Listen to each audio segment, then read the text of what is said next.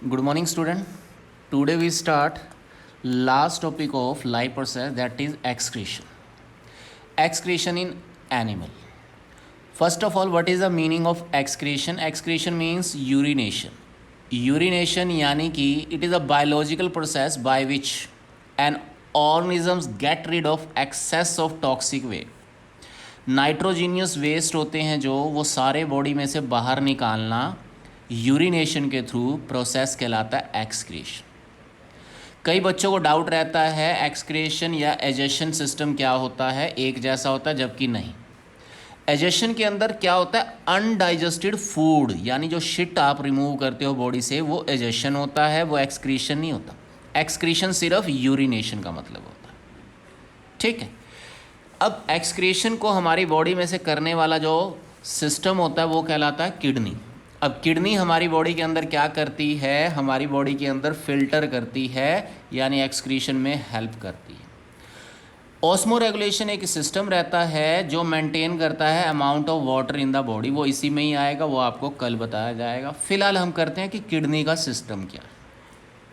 हर इंसान के अंदर दो किडनी है, लगभग मोस्टली दो किडनी होती है, कईयों में बाय बर्थ एक भी रह जाती है, पर हम जनरली जो है वही लेकर चलते हैं कि दो किडनीज होती हैं। एक स्लाइटली थोड़ा सा ऊपर होती है और एक थोड़ी नीचे। वो नीचे इसलिए होती है क्योंकि यहाँ पर लीवर होता है आपकी बॉडी के अंदर। अब दो किडनी हैं और ये राजमा के शेप में होती है, उसी कलर में होती है एक्चुअल में। हर एक किडनी जो है वो 15 इंच लेंथ में होती है और 8 इंच विड्थ में होती है। हर एक किडनी के अंदर 1 से 1.5 मिलियन तक नेफ्रॉन्स होते हैं। नेफ्रॉन यानी कि एक यूनिट होती है जो फिल्टरेशन में हेल्प करेगी, वो कल करनी है हमने इसकी मेन यूनिट। आज सिर्फ हम ये देखेंगे कि किडनी में हो क्या रहा है। तो सबसे पहले किडनी में क्या होता है बच्चों, जो किडनी है वो किडनी जो एक थोड़ी सी ऊपर है, दूसरी थोड़ी सी नीचे है। सबसे पहले आर्टरी से, रेनल आर्टरी से कनेक्शन होता है इसका, और कनेक्शन किडनी के साथ हो रहता है, ये रेनल आर्टरी है जो पूरी बॉडी में से वेस्ट मटेरियल को घोले हुए ब्लड को लेकर आती है और किडनी के अंदर डालती है। इस किडनी के अंदर उस ब्लड का फिल्ट्रेशन होता है, जैसे आपको यहाँ दिखाया गया है कलरफुल सिस्टम में। ये रेड वाली है रेनल आर्टरी।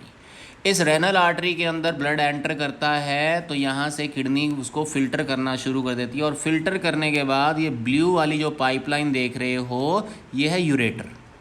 तो जो वेस्ट हो चुका मटेरियल है वो यूरेटर के थ्रू एंटर करता है और आगे जाकर आपकी बॉडी के यूरेनरी ब्लैडर के अंदर आ जाता है। ये urinary bladder flexible muscular system होता है, ये फूल जाता है जब इसके अंदर यूरिन इकट्ठा हो जाता है।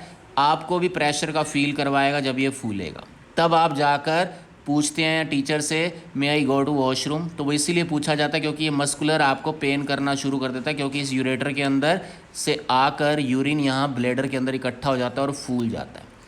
फिर आप बाथरूम में जाकर यूरेथ्रा के थ्रू बॉडी से इस टॉक्सिक मटेरियल को रिमूव कर देते हैं।